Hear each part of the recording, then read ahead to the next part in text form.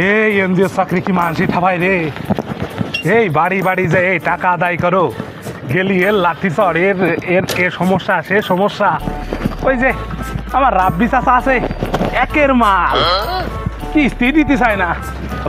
বাড়ির পারে গেলি লাঠিদের দাবড় মারে। আজকে যে কপালে কি আছে, চাচা তো আবার মাথা গরম আলা মানুষ, লোন ঠিকই নেয় কিন্তু বেচারা কিস্তি দিতে ভয় পায়।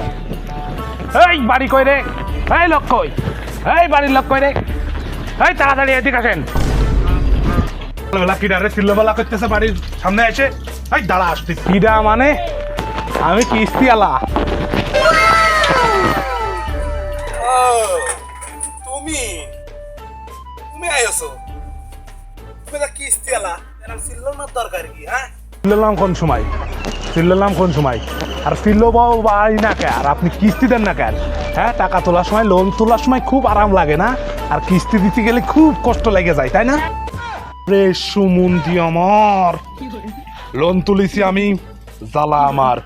ভালো কথা তুই কিস্তি নিতে আইছিস। ওই চিল্লাই কথা করছিস কেন? চিল্লাই কথা করছিস কেন? তুমি ভাইবছটা কি, ভাইবছটা কি? ও কিস্তি আমি দেবো না, তুই কি করবি? এই তুই কি আমার অপমান করার চেষ্টা করলি, না ঠান্ডা মাথায় গালি দিলি তাই কদিনই? তুই পাওনা দান না? ঠিক আছে রে, তুই তো ভালো করেই জানিস আমার সম্পর্কে, আমি কিন্তু মাথা গরম আলা মানুষ। আমার কিন্তু মাথা গরম হয়ে যাচ্ছে রে, তোর কথা কিন্তু হচ্ছে না রে। আপনার মাথা গরম তো আমি কি করবো, আমি কি করব, আপনি কি করবেন? হ্যাঁ, তুই যখন কালকে ফোন দিছিস, তোরে আমি কিন্তু কইলাম আজকে যেন বাড়ির পারে না আসিস। ঠিকই কিন্তু তুই বাড়ির পারে আসিস। তোর না পিটলি তুই কামবি না। দাঁড়া, কালকে ফোন দিলাম আসি, বারণ করেছেন, ঠিক আছে।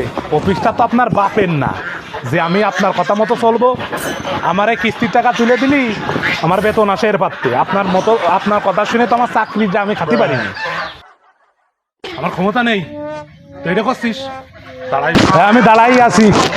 কি করবেন কি, আপনার মাথা গরম তো আমি কি করবো? আমি, আপনি টাকা দেবেন তাই টাকা দেবেন, কিস্তি আমার কপাল ঠাবেন। দাঁড়া দাঁড়া দাঁড়া, এ রে মাথা তো সত্যি গরম হয়ে গেছে।